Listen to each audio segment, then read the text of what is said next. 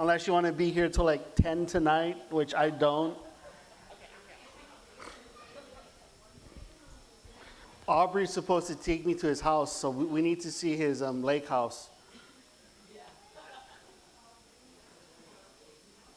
Oh, shoot. That's not good.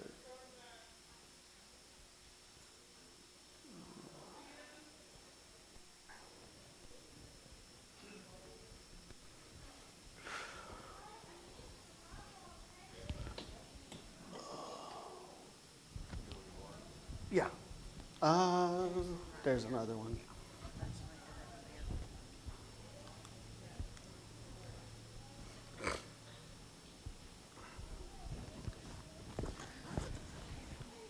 So far, so good. So far. Okay. All right. So this is probably going to be the most boring lecture that I have, but I think it's wise that you guys understand what's actually going on. What are you going to be dealing with?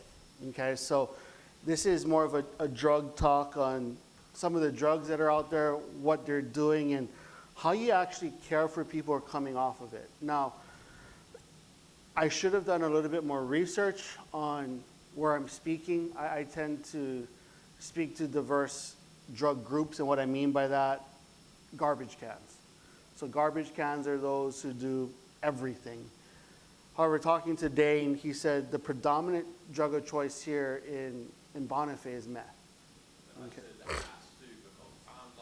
You're not the drug. Who knows the drug scene here? Does anyone? Is it just primarily meth or is it everything? A little bit of everything. Alcohol. Meth is king? Okay. So this lecture, I'll probably keep it a little bit shorter, and what we'll do is we'll just do one of the Q&As that I had planned a little bit earlier to go over stuff. But why I think this is important, I actually did this lecture at some symposium for Dallas on drugs, and it was enlightening even for those who work in the field. Now, while meth is king for our generation, I'm not quite sure what the next one is going to be for a younger generation. So I actually do this for those who have teenagers. So who here has teenagers? Okay. So this talk might be a little bit more enlightening for you on what you're looking for. Because here's the thing, the cartels and even manufacturers, they got our generation hooked on everything. They're going younger and younger and younger. And you're going to see that in one of the drugs that I'm going to be talking about. But let's just start off with understanding that the drug crisis is constantly changing, okay? And what I mean by that, so if you look at historically, in the 60s, it was primarily going to be heroin, okay? 70s, early 80s was cocaine. And the reason why I'm sharing this is because you look at it keeps shifting, right? What the government does is they go out and they eradicate whatever the drug of choice is. But you notice, but something else pops up, which actually feeds into why I'm saying you have to address the heart. You cannot just change the behavior. Because if all we're doing is removing something, unless they have a relationship with Christ, they're just going to replace it with something else.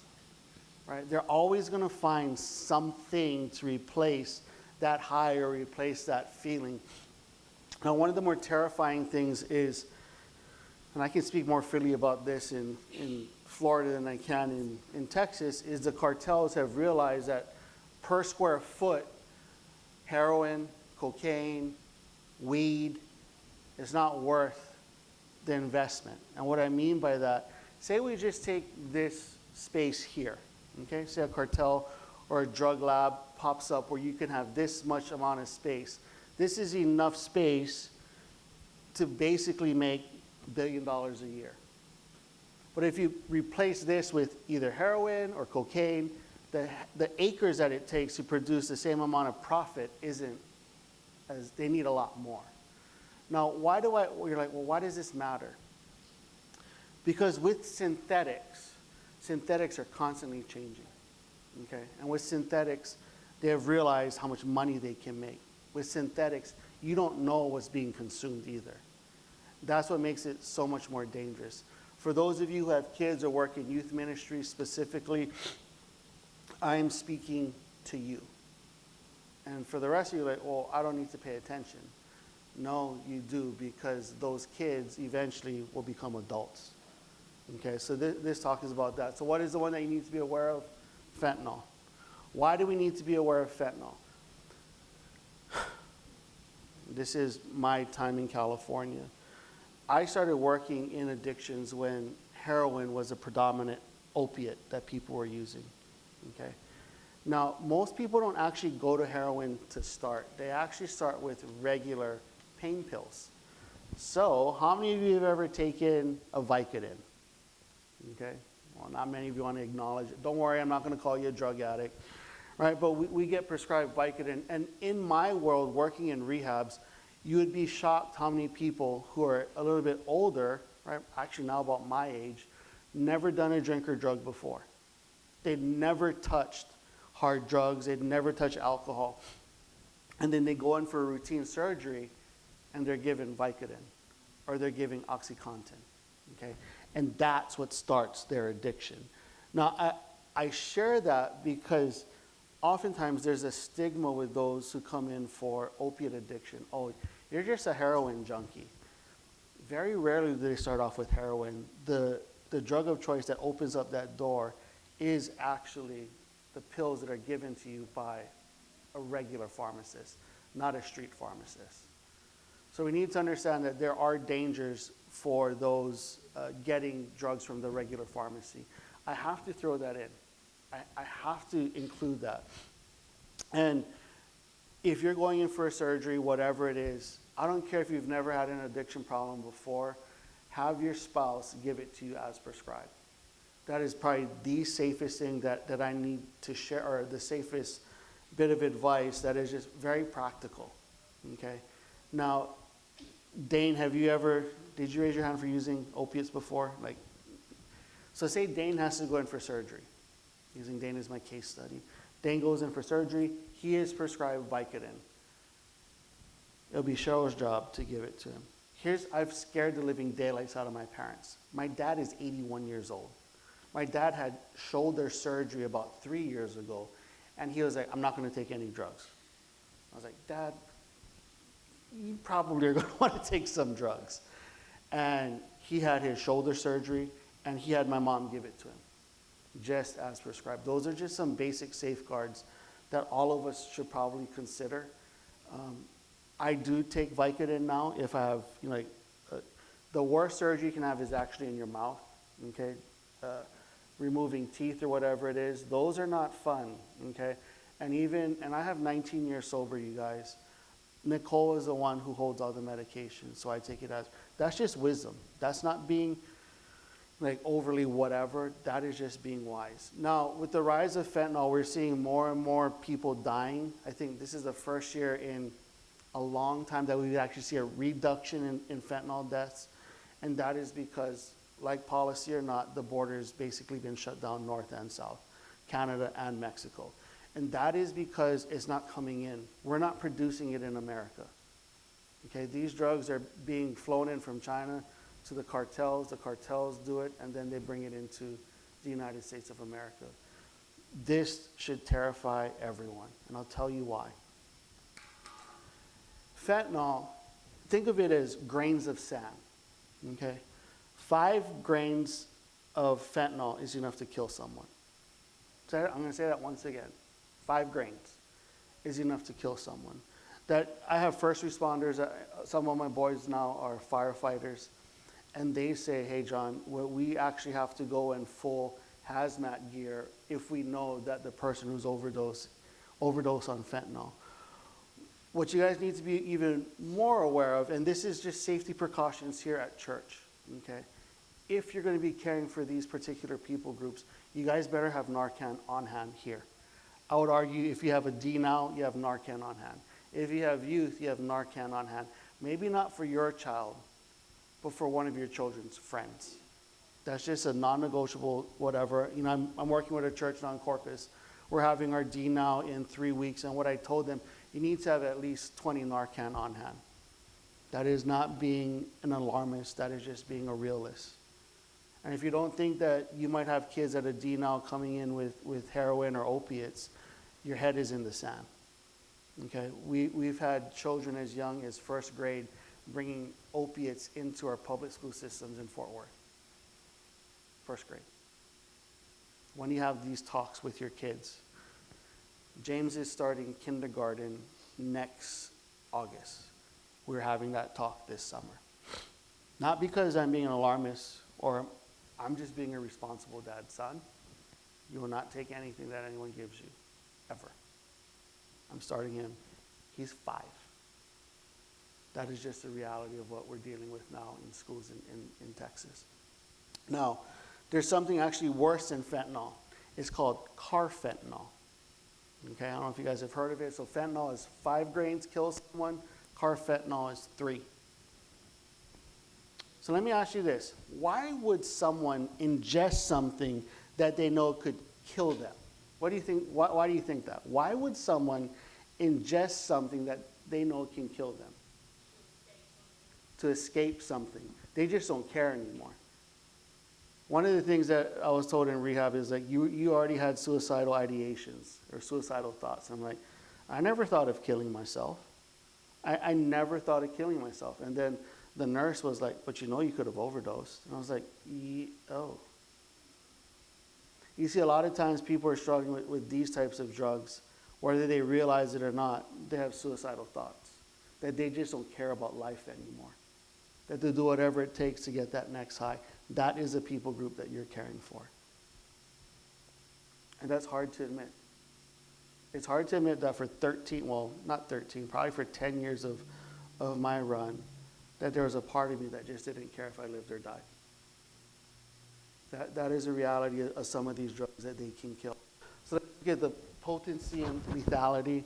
Just 2 milligrams, equivalent to a few grains of salt, can be lethal.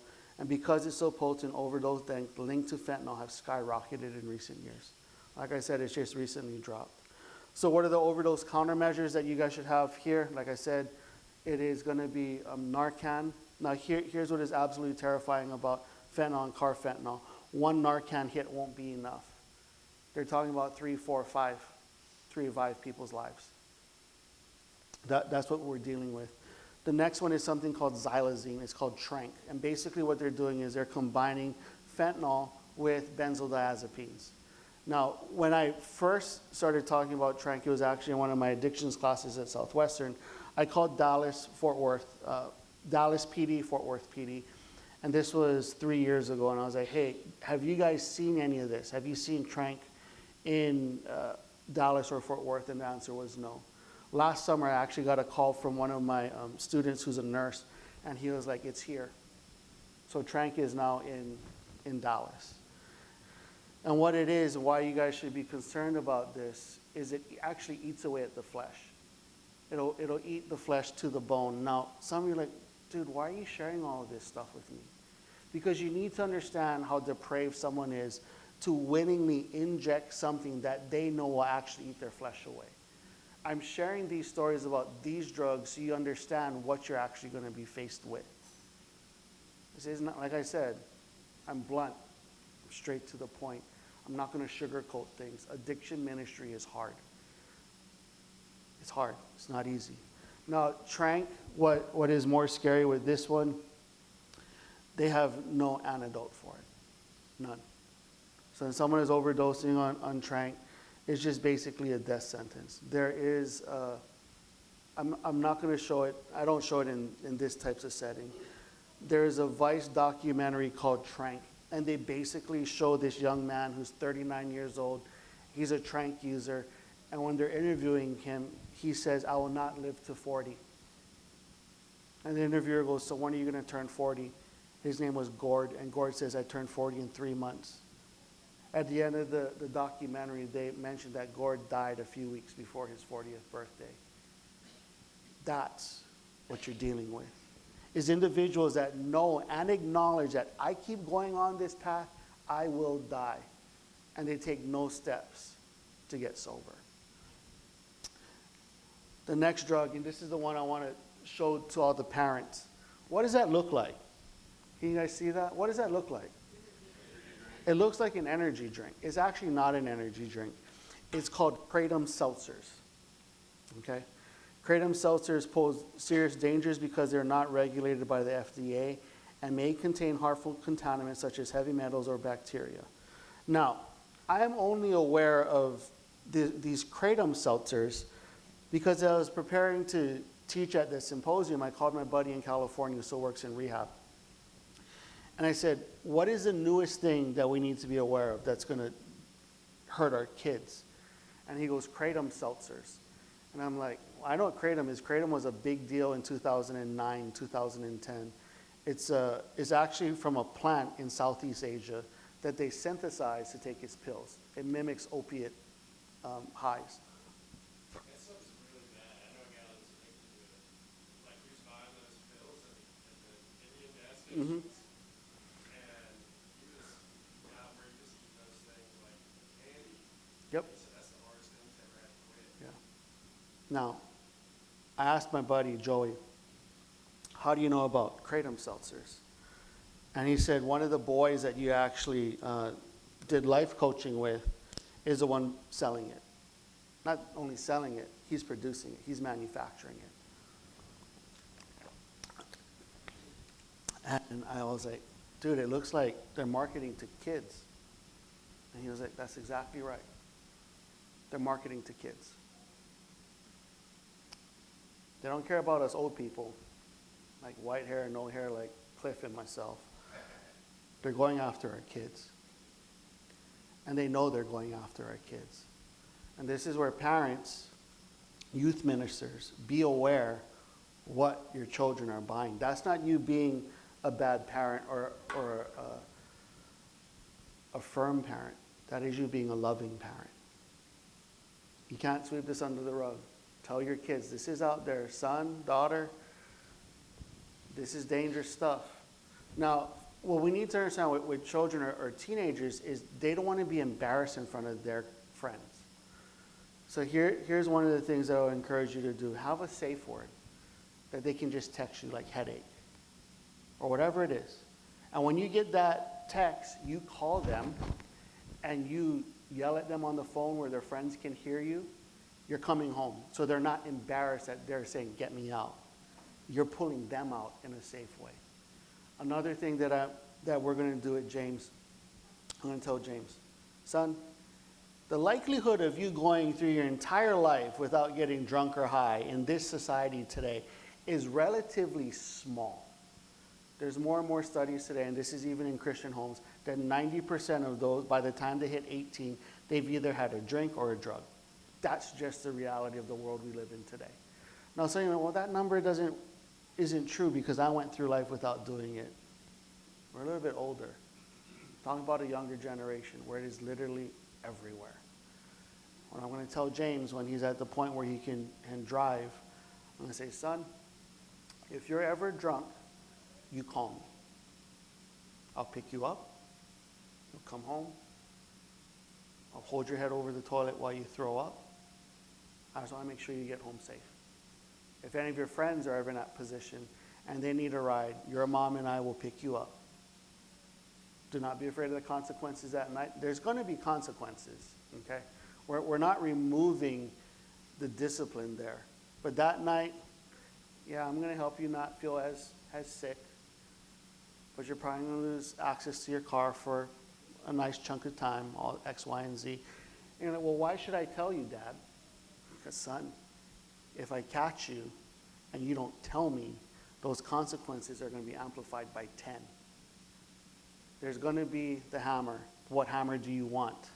Do you want the sledgehammer or you just want a regular hammer? But he's going to know at a very young age that my job is to protect him. I'm going to put all of these things in place at a very young age. Why? I have counseled way too many parents who lost their children because their child was afraid to tell the parent the truth. He's going to know there's a hammer coming. You just pick which hammer is coming. And that is because these are being marketed younger and younger and younger. I don't have a slide for this, but they're actually, I'm so glad I free to say the word cartel here and not worrying about getting shot after I do a lecture. The cartels are actually selling ecstasy pills to look like candy. That's just the reality of the world we live in. Now, and some of you are like, well, that's stupid. Why do they want to put out things that will actually kill someone? Right? Because that's basically what it's doing. Why would they put out something that would kill someone? Because there's another addict waiting to replace that dead life like this. That's just what we're dealing with. So these are some of the new drugs. Here's another one. This is called Tukey. What does that look like? It's like Pop Rocks. It's actually pink cocaine. Okay? Illicitly manufactured mixture of psychoactive substances is usually ecstasy, ketamine, caffeine, and other stimulants dyed pink. They're going after our kids. They're going after those that are in college, 100%. It's making it very, very appealing. This one's side effects are elevated heart rate, elevated blood pressure, heightened sensory perception, hallucinations, paranoia. Basically what happens with MDMA, specifically when they're mixed with other drugs, is basically the user is cooking their internal organs from the inside out. Basically what's taking place. You want to know if your kid is on something like that, you find them lying on the cold floor because they're so hot. Now, if you're encountering something like this, the best thing you can do while you take them to the hospital, right, we're taking them to the hospital, the best thing you can do is give them water. They're basically dehydrated. Okay, give them water, cold compress. These are just some practical advice to keep your loved one or friend alive before we get them to the hospital. This is what should probably be more, you guys pay more attention to, and that there's something called super meth that is out now. Okay, so once upon a time, methamphetamine was cooked in the backyard or in the backwoods or whatever it is. You know, you're mixing formaldehyde with all kinds of other things. All you needed was the precursor pseudoephedrine. That was what it was. Now, the cartels have figured out a way to make it cleaner and cheaper. So what you're looking at now is 98% purity of methamphetamine. It is an absolute moneymaker for the cartels. They're making tons and tons of money. What's coming up over the border now, yes, fentanyl is part of it, but they're actually seeing an increase of methamphetamine. Far stronger than traditional meth, leading to rapid addiction and extreme psychological effects. Meth was the only one that terrified me. And I was a garbage can, y'all. Meth terrified me because I had no control. I don't think I had control over any other drugs, but this one absolutely terrified me. I did it for about 2 months. It was the worst 2 months I ever had in my life. That one scared the living daylights out of me. Another one, this is nitazines. Once again, everything is going synthetic. Now here's where synthetics you need to be aware of. Oh, I'm just going to drug test my people. You guys want to open up a sober living home one day or open up some sort of rehab? Oh, we can just test them with a traditional 10 panel. So 10 panel is what most people pee in a cup for. Synthetics won't get picked up by a regular 10 panel, which means you could have someone in your sober living home or in your community that you're drug testing or your loved one that you're testing, and it'll never show up. It goes to show you the depth and length that people are going to avoid getting quote unquote busted. Once again, you just change behaviors, they're going to find another behavior to go towards, which is why we're looking for that heart change. Next one is crocodile. I first came aware of this, and this is very easy to spot. You want to know how it's easy to spot? You'll see open wounds that go to the bone. It started in Russia. I saw it in a documentary, 13 years ago. And it never came to America until now. It's here. You seen it, Perry? Well, it's not the same as that other one you were talking about? The other one is Trank. So Trank it's more open sores, but not to the bone. So you're like, oh, you're giving me varying degrees of horror. Yeah, I am. So Trank, you'll have open wounds. You'll see it more on the neck. You'll see abscesses. People will lose fingers, toes, whatever, because that's where they're shooting it into. This one here is literally gaping open wounds where you can actually see the bone. Now, America has avoided this for about 13 years, and we're idiots in America because now crocodile is here. And it also makes your skin look like crocodile skin. Okay, so this one is very, very easy to notice. And you're like, man, this is a very depressing lecture. I'm sorry, but this one does not have a cure. No. So this one, how they created it, they're actually mixing gasoline into their drugs. So let me ask you this, right? I've gone through all these drugs, and how many are thinking like, what the heck did I just sign up for to hear? Right? You're like, oh, I thought there's supposed to be Jesus. Yeah, don't worry, we're going to get to all of that. But I'm laying the foundation of where you're not going to get sticker shock when you have people with these addictions walking through your doors. Like I said, I'm blunt, I'm to the point. I don't want you guys to be like, man, this guy just talked about Jesus and sunshine and the cross and roses and didn't actually open up your guys' eyes to like, this is the world that I'm in. This is my world, and this is real, and it's here in Bonifay. Even with 10,000 people in your town, it's here. And as you care for these individuals, we can keep changing those behaviors, right? But here's the thing.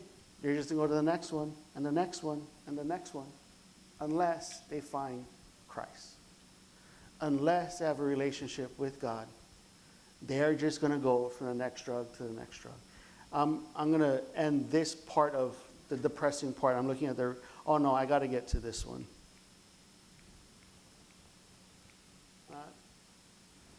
Weed. This is the one that I really need to discuss. Because once upon a time, I had the mentality, well, as long as my boys aren't doing, heroin, and they just go to marijuana, not a big deal. I'm being honest. My mentality back then was, I can't counsel a dead person. That's always been my mentality. I can't counsel a dead person. So this was the safest bet. As long as you're doing weed. Yeah, not good, but it's a lot better than them shooting up heroin or shooting up whatever it is. What we need to realize is, and what I needed to realize very quickly, was that the marijuana that I was accustomed to 19 years ago is not the marijuana that is around today. So if any of you, less hair, whiter hair than me, who might have been around for Woodstock, or, you had the hippie weed, that's not what these kids are dealing with today. So you're looking at my time in 2007 when I got sober. We're looking at roughly 3.5 to 5% THC count. The THC count in the pharmaceuticals that are being produced or the hybrids that are being produced today is 30%. Okay, it is not the same. There's a study that came out last week, and this is for those under the age of 25. If you smoke more than 20 times a week or 20 times a month, that you have something like 10 times the likelihood of suffering from psychosis. The weed that is out there is not safe. It is causing individuals, young people, to have psychosis. When I talked to my buddy Joey, who still works in rehab, he was like, yeah. So he talked to me about the Kratom seltzers, but he said we also have young people coming into rehab who haven't smoked weed in 8 months who are suffering from psychosis. And the only thing that they could correlate it with was marijuana use. Now we had that talk roughly about a year ago, but all the data that is coming out now with the studies, this is back and it's more deadly than ever. And here's a problem. How old are you, young man with the hat? 20. How widely accepted is marijuana for your generation? Pretty? I'm not saying don't worry, if you say, yeah, it's pretty accepted, I'm not saying that you're smoking weed. Okay, that's not what I'm saying. He probably wouldn't be here if he's smoking weed. But how how readily acceptable is this for your generation? Not seen as a negative, right? And that's the danger. You see, for that younger generation, they view this as, well, I'm not doing cocaine, I'm not doing ecstasy, I'm not doing X, Y, and Z, so this is a safer alternative. And what really contributes to that mentality is there are rehab centers in California today that are called marijuana rehabs. So when you hear marijuana rehabs, what do you think is taking place? You got it, Perry. You're going there to be given marijuana to replace your opiate addiction. You're given marijuana to replace X, Y, and Z. Back in my day, a marijuana rehab is, you went there to stop smoking marijuana. This is being introduced as the alternative, right? So marijuana is being sold to help with insomnia, is being sold to help with those who need to eat more, okay? There's all these other things where marijuana is being sold as an alternative because it's safe, right?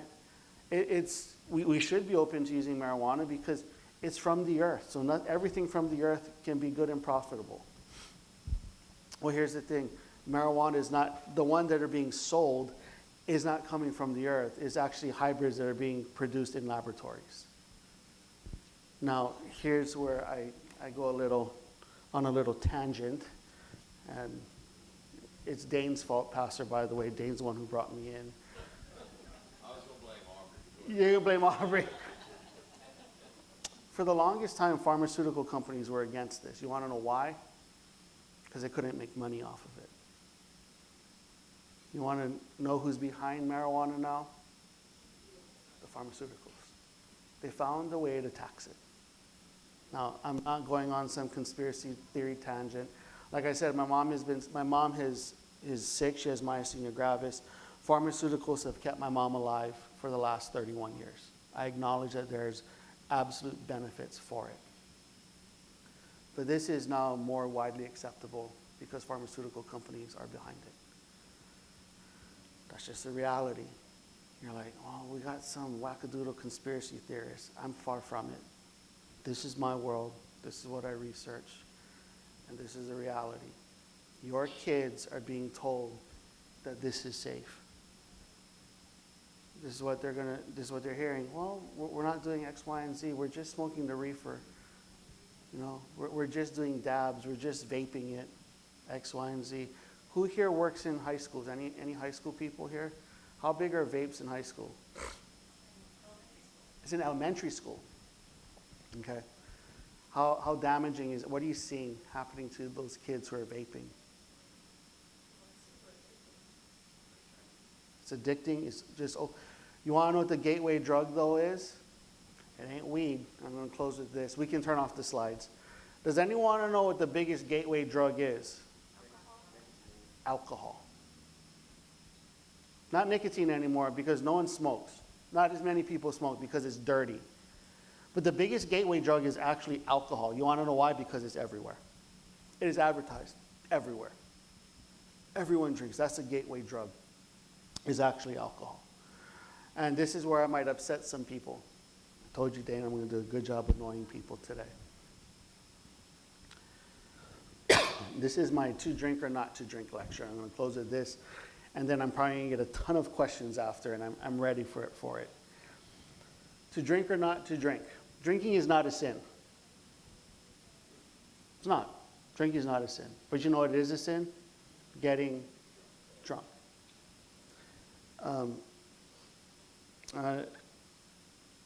When you have an addiction, I don't care if you drink. I really don't.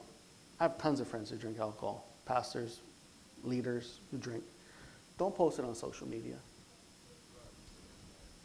Don't post that you're at, what was the steakhouse we went to last night? Red Heifer. Okay. Don't post you're at Red Heifer eating what was that? The Dutton. Okay. Don't post that you're at Red Heifer eating a Dutton with your whiskey. Don't. You're not helping anyone.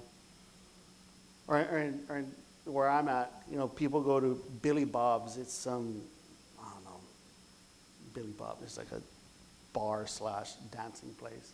And I see pastors posting they're at Billy Bob's on a Friday night with their margarita. I'm like, come on, Get a real drink. All right, I'm joking. Strike that from the record. We don't. That came off wrong. At least this time it's not being videoed. We can just, it's some other chubby Hawaiian who's talking about alcohol.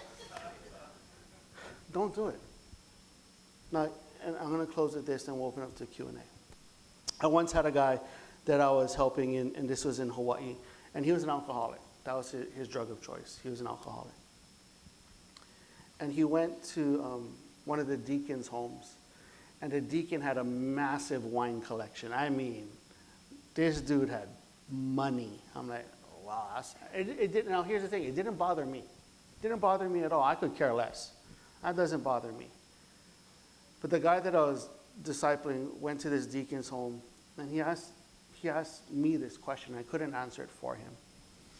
He goes, how come he has freedom in Christ to have all of that wine, and I can't? I said, that's above my theological pay grade.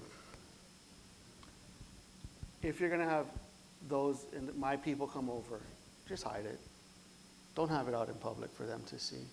It'll do more damage to your all's ministry than you'll ever realize. Once again, drinking is not a sin. I'll be honest, if I wasn't a seminary professor who specialized in addiction, I wouldn't drink beer. Beer tastes horrible. I smelled Jack Daniels recently after I got sober. Oh, that thing is nasty. Maybe I'd have a glass of wine. I don't know, maybe. But for me, that's not what I want to do. So once again, don't feel like I'm saying, stop drinking, because drinking in itself is not a sin, okay? No, it's not a sin, but drunkenness is. So as you start to care for this particular people group, don't post on social media. Don't post on social media that you're doing X, Y, and Z. There's no need for it. You know, I know some pastors that, I've asked one pastor, I was like, dude, why are you posting that? Like, your cigar with you're having your theology bro talk with your boys, and there's your whiskey, the cigar. Why? What are you trying to prove here?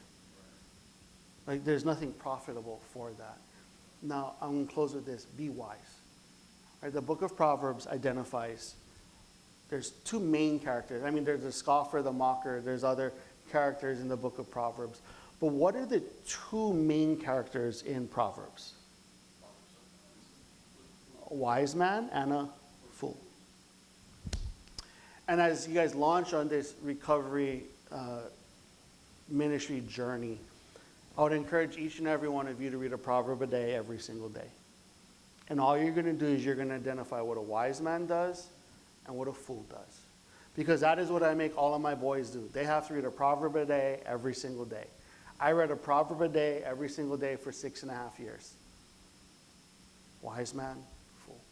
Very simple. Very, very simple. And now some of you may be thinking, why did you read it for 6.5 years?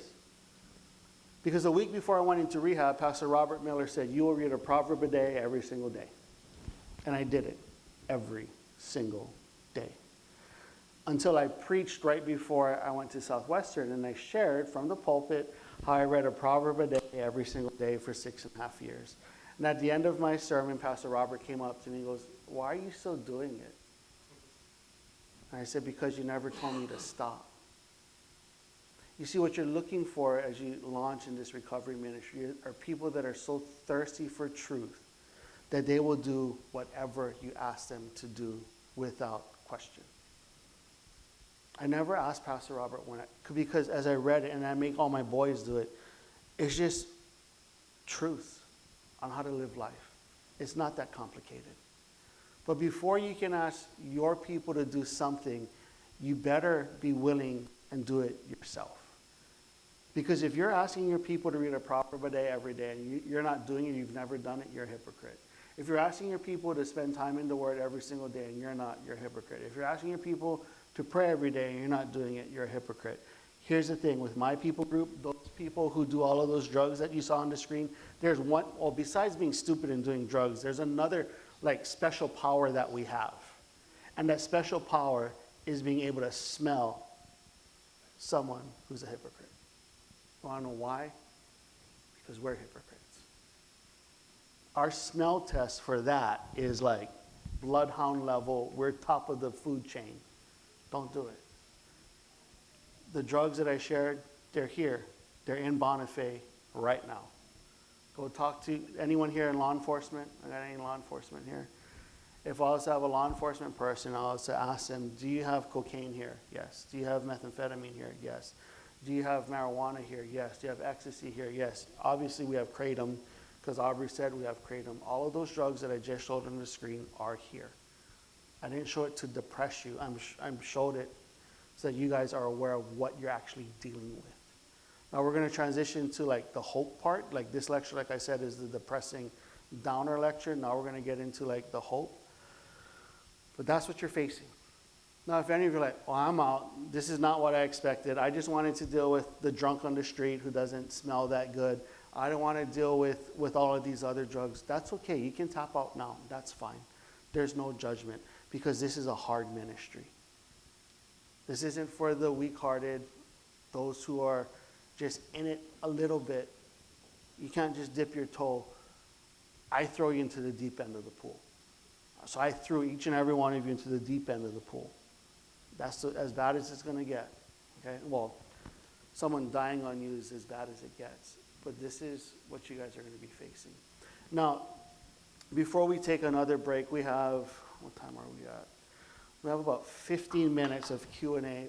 I'm always going to stop every 2 sessions for Q&A, so we're going to have a Q&A at the end as well, but I don't want everyone to not have an opportunity to ask questions. So, does anyone have any questions, comments, concerns on the first 2 lectures that we have done so far? Yes, Dane. And I'm going to sit down. My back is like on fire right now. As we are identifying people, obviously the crocodile thing, that's pretty easy to identify. Can you talk a minute about the demographics? Yeah. So when we see an African American, or we see a Latino, or a Caucasian. Yeah. Is the same, like is there a filter we need to put on? Yeah. So once again, What I'm trying to ask. yeah. I'm not speaking in absolutes, right? There's no such thing as absolutes. Drugs cross all barriers, all socioeconomic, whatever, but we're just looking at regular statistics. So methamphetamine is not big in the Latino world or the African American world. That's not the drug of choice. Okay, so if we're looking at uppers, if we're going to look at nationality, uppers for Asians are going to be methamphetamine and cocaine. You want to know why methamphetamine and cocaine? Because methamphetamine is actually not viewed negatively in Japan. Okay. Here's another thing that you need to be aware of. Adderall is legal meth. There's a study that they did in, I forget what year it was. There's a study that was done where meth addicts got sober for about 2 days. They made them go cold turkey, and they presented them Adderall. They couldn't tell the difference. Here's the thing. Adderall is pure methamphetamine. It is clean. So they can actually use that. So, Adderall is legal meth. Some of you might not want to hear that, but it really is. Now, when we look at African Americans, Latinos, if we're looking, and once again, this isn't absolutes, this is just trends, it's probably going to be crack cocaine. Is going to be the predominant drug of choice. Now, if we're looking at downers, what are people going to do to come down? So I'm talking about those that elevate, which is uppers, are downers. If we're going to look across demographics, Caucasians are going to tend to be pills to start. At the end of the day, you run out of doctors, legal doctors, that you're going to go the street pharmacy route. So once you go down that path, it's going to probably be fentanyl and heroin. If you're looking at downers for African Americans, they're probably going to start with marijuana, and then they'll go down to heroin. If you're looking at Latinos, Latinos are probably going to be more heroin, marijuana. This isn't me being racist, this is just being culturally aware of what you're dealing with. Who does the crocodile, those type of things, that's going to just be those who ran out of money. Okay, so money is also going to be a factor in drug of choice. I embezzled enough money from the jobs that I had where I was a bougie drug addict. I just stuck with cocaine and ecstasy. But if I eventually did run out of money, my friends actually went to meth. Meth is actually the cheapest one out there. Now, that wasn't the case in the 90s. Meth was actually very expensive at one point, but now methamphetamine is so cheap that that's going to be a drug of choice for everyone, along with marijuana. So once again, does racial demographics play an absolute role? No, but very rarely have I seen in treatment that African Americans and Latinos would come in for methamphetamine, but they come in for crack cocaine. The inverse was also the same for Caucasians and Asians. You very rarely saw crack cocaine. You saw cocaine and methamphetamine. It just comes down to, what are your friends doing? What is the predominant drug of choice in the area you're in? Now, based off of what you said, meth is a predominant one here. And the scary part of methamphetamine is the violence. Methamphetamine is going to be dealing with violence. Very hard to contain individuals who are on meth. They just have like supernatural strength, which is crazy. But there tends to be violence. You won't see I was railing on the potheads earlier. Very rarely will you see a pothead commit a crime. They're too stoned to do anything, right? They really are. But opiate addicts, they're going to be your thieves. They're going to be the ones who steal for the next high. Meth addicts, cocaine addicts, well, meth addicts, crack addicts, they're going to be the more violent ones who do violent robbery, armed robbery. Very rarely are you going to see armed robbery with a pothead. You know, pothead might do petty crime, but their drug of choice is so cheap that they don't have to stoop to those levels. Does that make sense? Now here's the thing. Hawaii is a great case in point on why we need to do heart change and not behavior modification. In the late 70s, early 80s, Hawaii had something called Operation Green Harvest. Hawaii used to just be the pothead state. Like, we just smoke weed, whatever. They eradicated every single marijuana plant in Hawaii.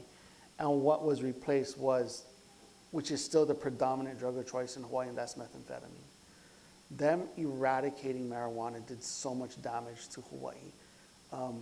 And so much damage. It can't just be behavior change, there has to be a heart change. Yes, John? I want to hear your thoughts on, when the sins of the father passed down, Mm-hmm. do you see, like, alcoholism, that there's certain sins that you see kind of like maybe in the family? Like generational sin? Yes. Yeah. And can you speak on that as far as, because I had a best friend, or so I agree with you about don't do it. Mm-hmm. You know, it's not a sin. Yeah. I had a best friend in college that we went to out for another for 21. We're all gonna get shot. He would never drink. Never. Yeah. I didn't really drink. It was too expensive on the board. But he would do it. We just put peer pressure on him. They're like, come on, you turn 21. Yeah. Take the one shot. And he never told me why he didn't drink, but his dad was an alcoholic and he got drunk and he was mom. Mm. And after enough peer pressure, he takes a drink and he started working like, wow, that was really good. Guess who became a problem with alcohol? Yeah. And so what I learned real quick is some people, they can't just have one. Mm-hmm. They can't just be, you know what I mean? Like it's like alcohol is something. Yeah, so I'm going to be careful with this answer because when I mention genetics, I don't want you to think that it's genetically passed down from generation to generation.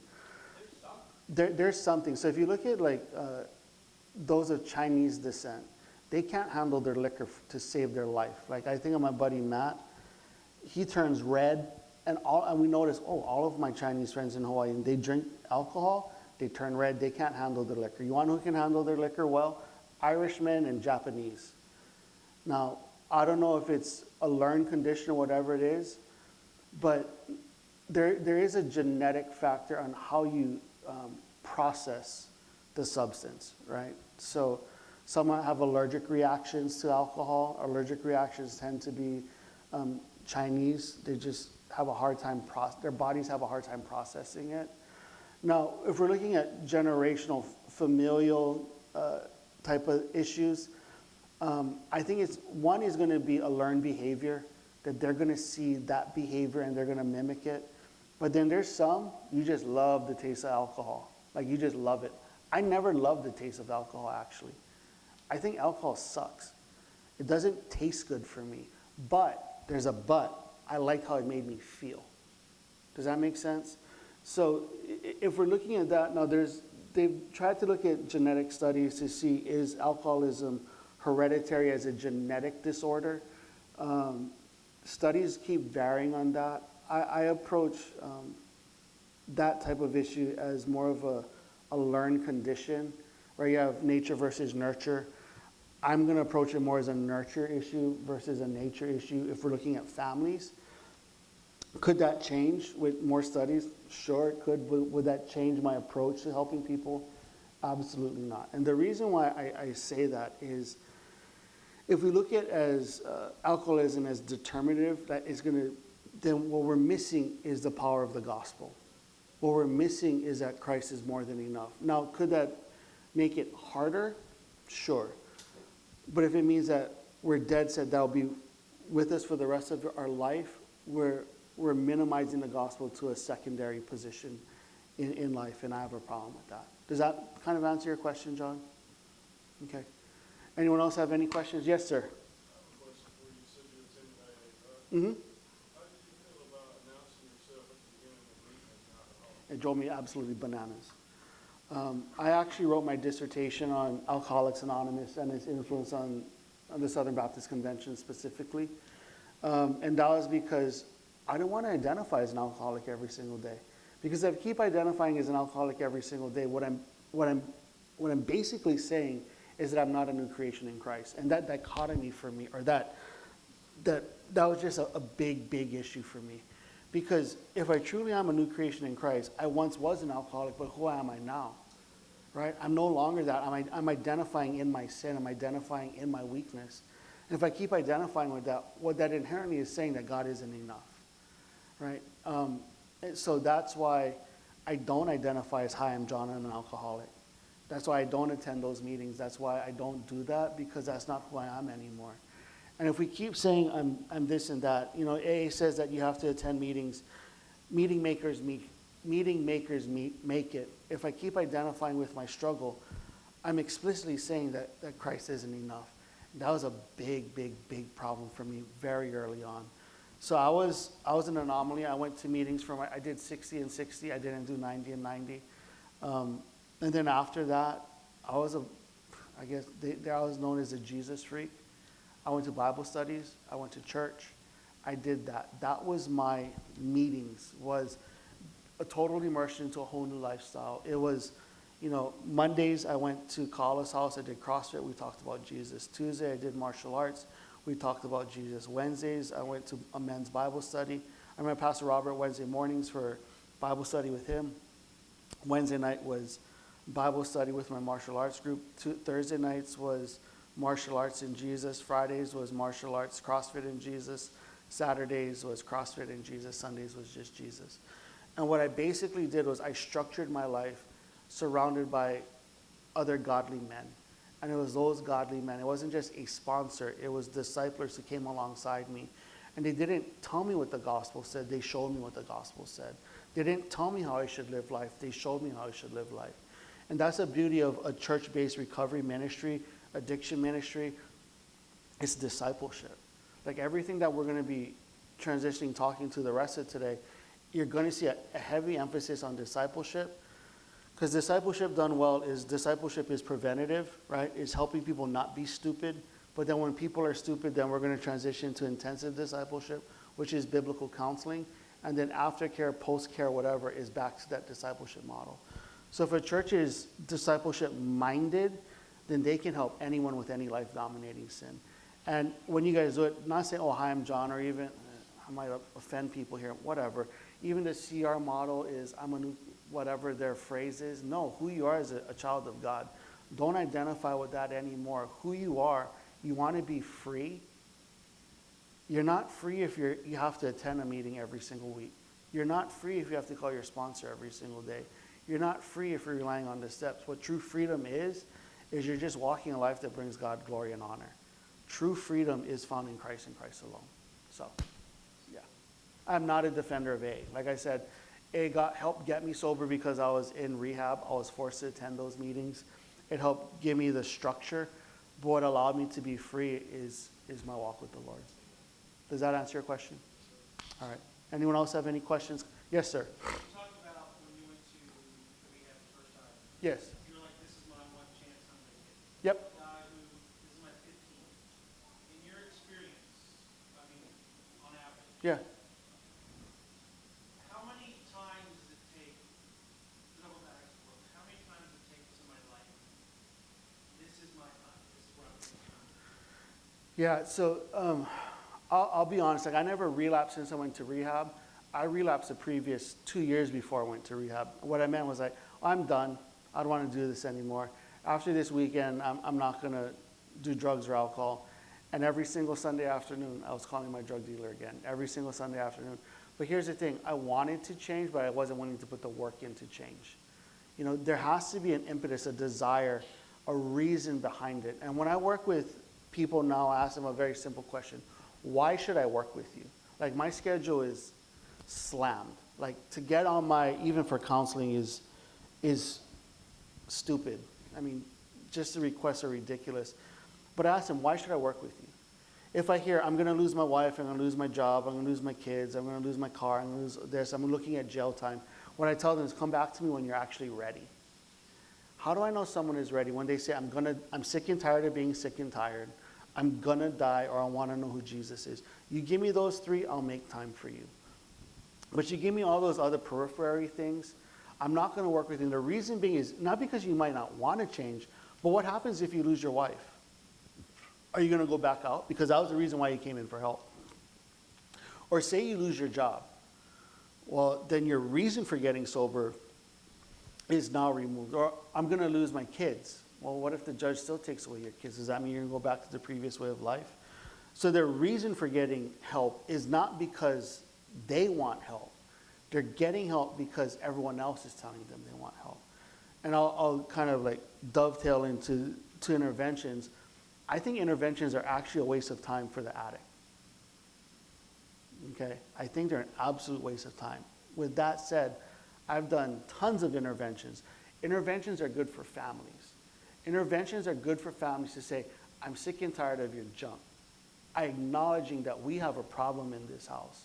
So that's a chance for the addict or the person who's struggling to realize that, oh, the gig is up. Everyone is in on it.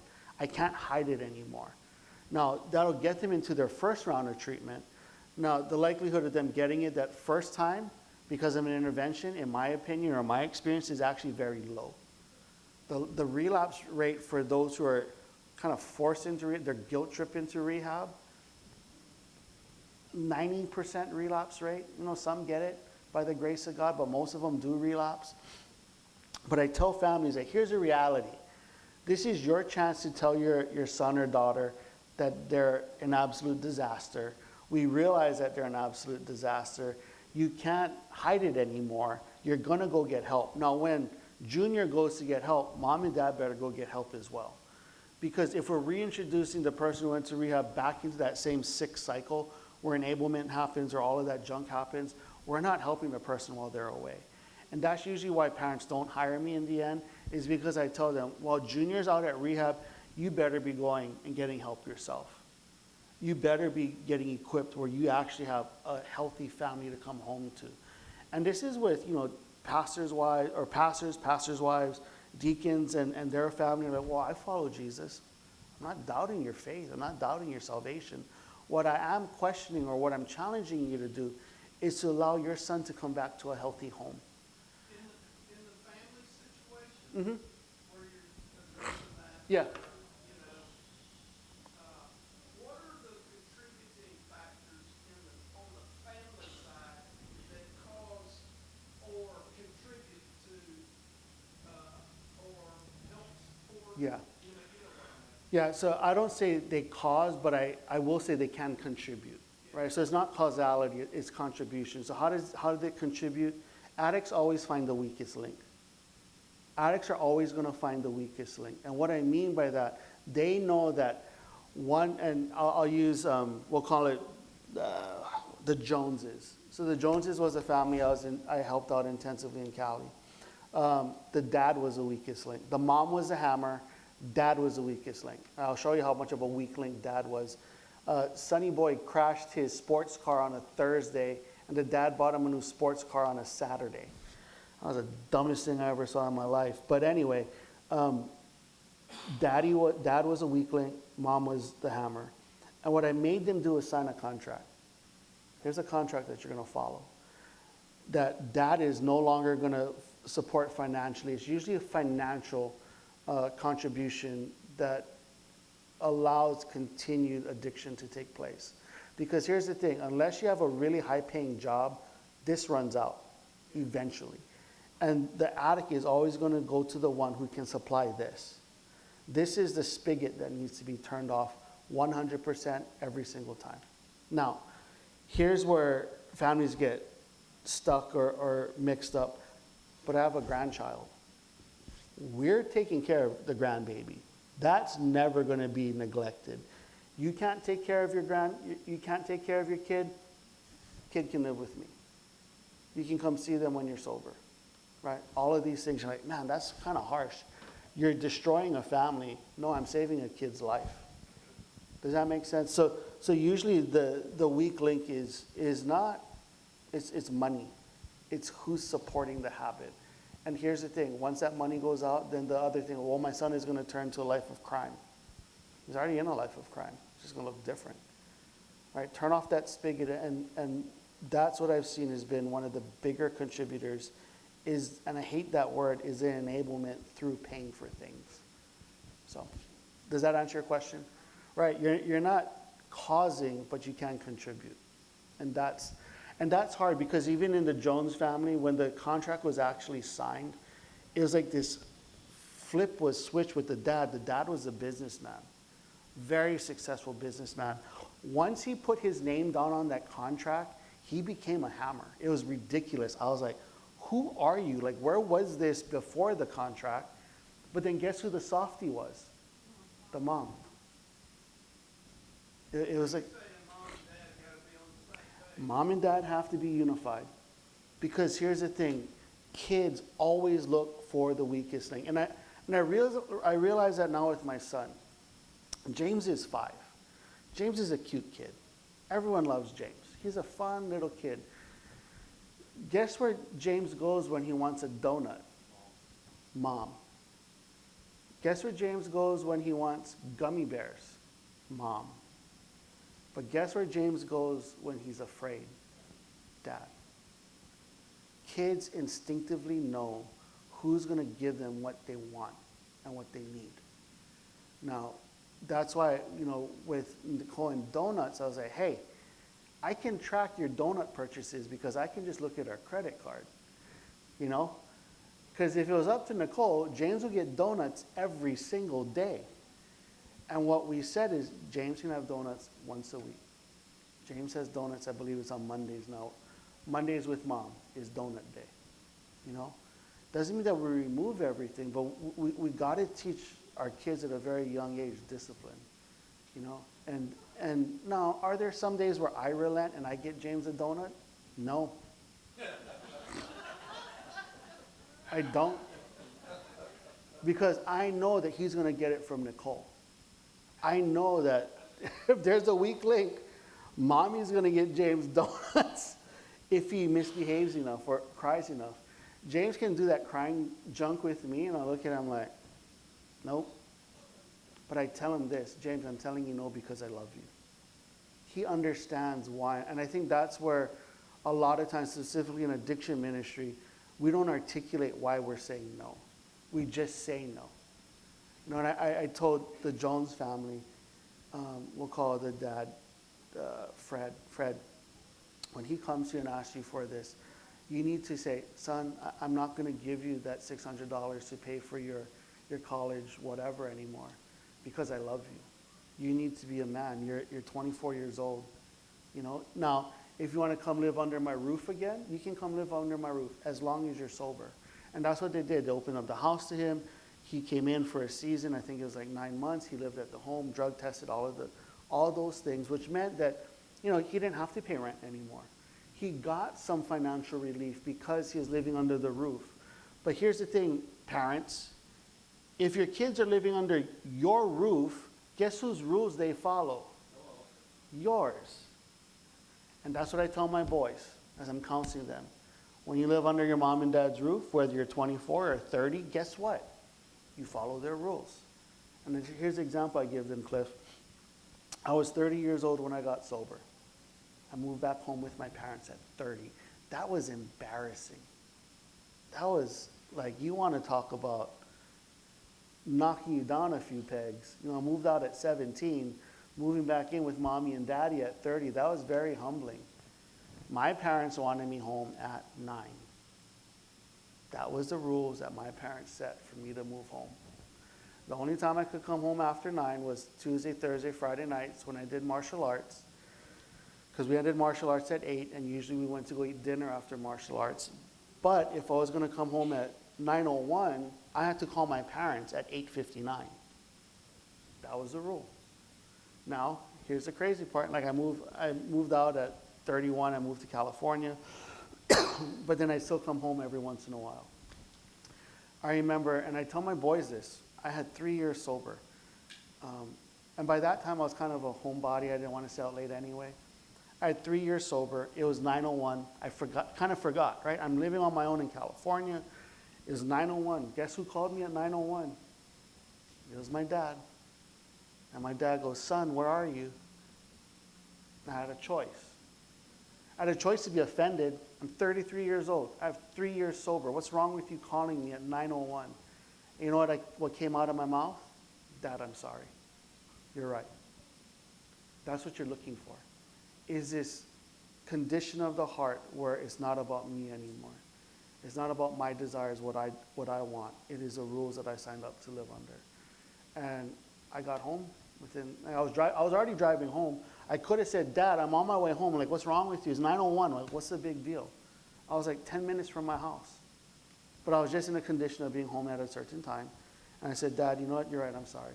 I just kind of lost track of time at the dinner that I was at. I'll be home in 10 minutes.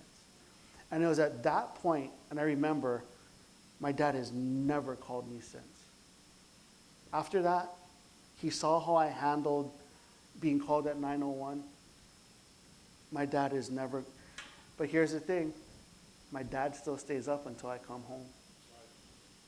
That's never going to change. I go home to Hawaii now. My parents actually live with us 3 months out of the year. They come up to Texas, they stay in our home. And say I have a class that I teach at night. Nicole might be sleeping, but I know that my dad will be sitting in the recliner waiting for me to come home. I know that if I go out with my friends when I'm in Hawaii and it's 10 o'clock at night, my dad is going to be sitting in his office chair waiting for me to come home. And what I realize, and I'm almost 50 now, my dad is always going to be my dad, which also means that I'm always going to be his son. And that there's a level of respect and honor that I need to show my parents, no matter how old I am. So that is a change. If you guys are wondering, when is it going to change with my kid? How do I know that I can kind of like exhale just a little bit more? When they say, Mom, Dad, it's not your fault. I made those decisions on my own, and I'm sorry for what I put you through. And now when you're sitting up at home waiting for them at 10 o'clock, for whatever reason it is, they give you a hug and say, thank you for staying up waiting for me. It means a lot. All right. Any other questions? We're going to have another Q&A 2 sessions in. Any other questions or comments or concerns? Why don't we take another 5-minute break? We're going to do session 3, and then we'll have lunch.